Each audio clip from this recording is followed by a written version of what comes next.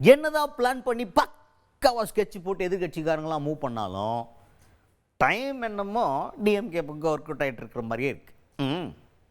சாதாரணமாக ஓகே என்ன எதிர்கட்சிக்காரங்க மூவா சரி வெயிட் பண்ணுவோம் அப்படின்னு வெயிட் பண்ணால் அவங்களுக்கு கையில் லட்டு மாதிரி ஒரு பயங்கரமான கண்டென்ட் வந்து உட்காந்துருக்கு. அப்படி ஒரு கண்டென்ட் நீங்கள் உட்காந்துருக்கு. அதை வச்சு அவர் லட்டை உருட்டி விளாண்டுருக்கார் ஒருத்தர். யார் அவர்? திமுக அமைப்பு செயலாளர் RS பாரதி அவர்கள்.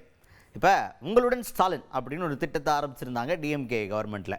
அதில் வந்து மக்களுடைய குறைகள் எல்லாத்தையுமே கேட்டு மனுவாக பெற்று அதை வந்து மறுபடியும் அதை சரி பண்ணுவோம் அப்படின்ற மாதிரி ஒரு பிளான் தான் இது. அந்த ஸ்கீமில் நிறைய மனுக்கள்லாம் வாங்கப்பட்டு இருந்தது. அப்போ எதிர்கட்சிக்காரங்க என்ன சொன்னாங்கன்னா, இது தேவையில்லாமல் ஸ்டாலின் அவர்களுடைய பேரை விளம்பரப்படுத்துகிற மாதிரி இருக்குது, அவர் பேரை நம்ம விளம்பரப்படுத்துறதுக்கு பண்ண மாதிரி இருக்குது அப்படின்ற மாதிரி அவங்க டென்ஷன் ஆகி ஒரு கேஸே போட்டாங்க. முன்னாள் அமைச்சர் CV சண்முகம் என்ன பண்ணாருன்னா, நீதிமன்றத்தில் கேஸ் தொடர்ந்தார் அதிமுக சார்பில். அந்த கேஸில் ஃபஸ்ட்டு என்ன சொன்னாங்கன்னா, எந்த தலைவரோட பேருமே இருக்கக்கூடாது. முன்னாள் முதல்வர்களாக இருக்கட்டும், இல்லை இப்போ உயிரோடு இருக்கக்கூடிய தலைவர்களாக இருக்கட்டும், யாருடைய பேருமே எந்த திட்டத்துக்கு வைக்கக்கூடாது அப்படின்னு நம்மளுடைய உயர்நீதிமன்றத்தில் தீர்ப்பு வந்துச்சு. இதுக்கு மேல்முறையீடாக என்ன போனாங்கன்னா, உச்சநீதிமன்றத்துக்கு இந்த கேஸ் எடுத்துகிட்டு போனாங்க டிஎம்கே கவர்மெண்ட் சார்பில்.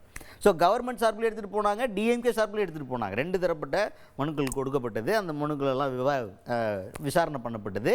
அப்போது நிறைய விஷயங்கள் வந்து கவர்மெண்ட் தரப்புலையும் வச்சுட்டு இருந்தாங்க. குறிப்பாக ஏடிஎம்கே கவர்மெண்ட்லேயும் இந்த மாதிரி திட்டத்துக்கெலாம் அவங்களுடைய தலைவர்கள் பேர் வச்சுருக்கிறாங்க, நாங்கள் மட்டும் கிடையாது. இது நல்ல திட்டம் வைக்கும்போது இதை வந்து ஒரு அரசியல் ரீதியான காழ்ப்புணர்ச்சியோடு பார்க்குறாங்க அப்படின்ற ஒரு ஸ்டேட்மெண்ட்டை அந்த இடத்துல விவாதமாக வைக்கிறாங்க கவர்மெண்ட் தரப்புலையும் டிஎம்கே தரப்புலையும். ஸோ இதை கேட்டதுக்கப்புறம் உச்சநீதிமன்றம் என்ன பண்ணிட்டாங்க அப்படின்னா, தீர்ப்பு சொல்லும்போது இது விளையாண்டுக்கிட்டு இருக்கிறதுக்குலாம் நீதிமன்றத்துக்கு டைம் கிடையாது, தேவையில்லாமல் டைம் வேஸ்ட் பண்ணிகிட்டு இருக்கக்கூடாது, டர்ட்டி பொலிட்டிக்கல் கேம்ஸ் எல்லாம் இங்கே வரக்கூடாது அப்படின்ற மாதிரி காட்டமாக சில ஸ்டேட்மெண்ட்டுகளை சொல்லி ஃபைனை வேறு போட்டிருக்காங்க முன்னாள் அமைச்சர் CV சண்முகம் அவர்களுக்கு. 10 லட்சம் ரூபாய் அபராதம் இந்த மாதிரி ஒரு சில்லி கேஸை கொண்டு வந்ததுக்கு அப்படின்ற மாதிரி போட்டாங்களாம். இப்படி ஒரு கண்டென்ட் கிடச்சதுக்கப்புறம் திமுக அமைப்பு செயலாளர் RS பாரதி சும்மா இருப்பாரா? ஏன்னா திமுக சார்பில் அமைப்பு செயலாளராக இருக்கக்கூடிய RS பாரதி அவர்கள் தான் மனுவே போடுறாரு கேஸை உச்சநீதிமன்றத்துக்கு போய். இப்போ அங்கே போயிட்டு வந்து இன்வால்மெண்ட் இருக்குங்க அந்த கேஸில். அவர் சொல்கிற பாயிண்ட்டுகளை எல்லாம் கேளுங்க. ஒரு உங்களுடன் ஸ்டாலின் என்கிற ஒரு திட்டத்துக்கு பெயர் வைத்தவுடன் அவசரமாக நீதிமன்றத்துக்கு சென்று வழக்கை தொடர்ந்தார். அதனுடைய விளைவு என்ன ஆனது?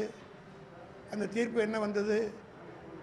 எந்த திட்டத்துக்கும் முன்னாள் முதலமைச்சருடைய பெயர் இருக்கக்கூடாது, உயிரோடு இருப்பவர் இரு பேரும் இருக்கக்கூடாது என்று ஒரு தீர்ப்பு வந்தது. இதிலிருந்து CV சண்முகம் போட்ட வழக்கு தளபதி MK ஸ்டாலினுக்கு எதிர்ப்பானது அல்ல. அதனுடைய விளைவு என்ன ஆயிற்று என்றால், அம்மா உணவும் எடுத்தாக வேண்டும். இன்னும் சொல்லப்போனால் அண்ணா பேரில் இருக்கிற திட்டம், பெரியார் பேரில் இருப்பது, MGR பேரில் இருப்பது, ஜெயலலிதா பேரில் இருப்பது, கலைஞர் பேரில் இருக்கிறது, அம்பேத்கர் பேரில் இருக்குது. இது அத்தனையும் கூட எடுக்க வேண்டும் என்ற ஒரு சூழ்நிலைக்குரிய தீர்ப்பைத்தான் அவர் போட்ட வழக்கால் ஏற்பட்டது. இது வந்து எவ்வளோ பெரிய துரோகம் அதிமுக தமிழ்நாட்டுக்கு செய்திருக்கிறது என்பதை குறிப்பாக அதிமுக நண்பர்கள் புரிந்து கொள்ள வேண்டும். ஏனென்று சொன்னால், ஒரு முன்னாள் அமைச்சர் சொல்கிறார், 98 அம்மையார் ஜெயலலிதா எடுத்த முடிவு ஒரு வரலாற்று பிழை.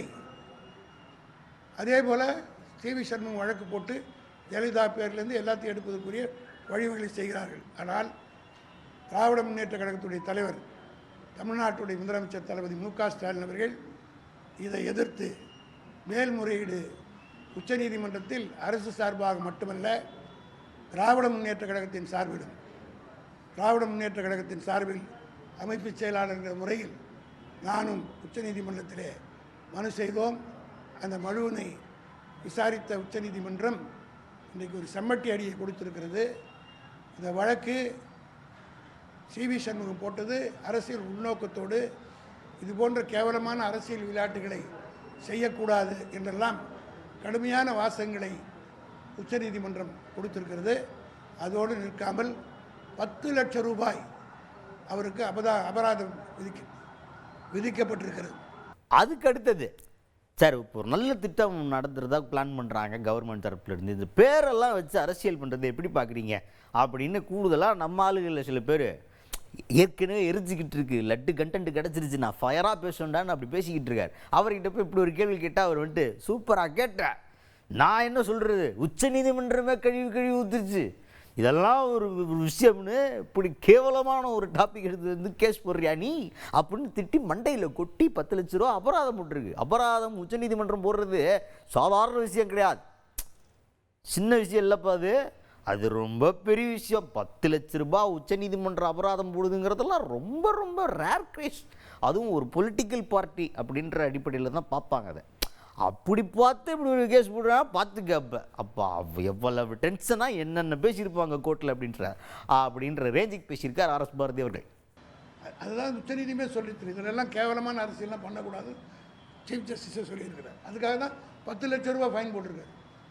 10 லட்ச ரூபா அபராதம் என்பது மிகப்பெரிய, அதுவும் உச்சநீதிமன்றம் அவ்வளோ ஒரு எந்த வழக்காக இருந்தாலும் அதை கூர்மையாக கவனித்து, அது ஒரு பெரிய பொலிட்டிக்கல் பார்ட்டி, ஆட்சியில் இருந்த கட்சி, அப்படி இருந்தவர்கள் ஓடுகிற ஒரு வழக்கை அதற்குரிய மரியாதையோடு தான் அதை அந்த நோக்கத்திலெல்லாம் பார்த்து தான் ப்ரோஸ் அண்ட் கான்ஸ் பார்த்து தான் சொல்கிறாங்க.